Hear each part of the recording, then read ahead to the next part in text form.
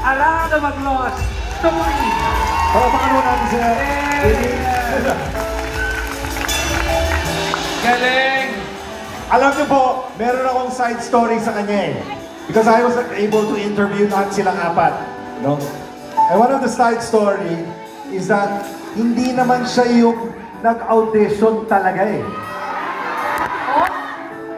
She went there to bring someone along to audition. Since nandun na siya, sabi niya, sige na nga, nandito na ako eh. Then I'll try na. Yan ang champion. Sabi nga eh, yung hindi mo yung nakakalain. Diba? Kaya. Diba? Sabi nga, iyak niya tears of joy. correct.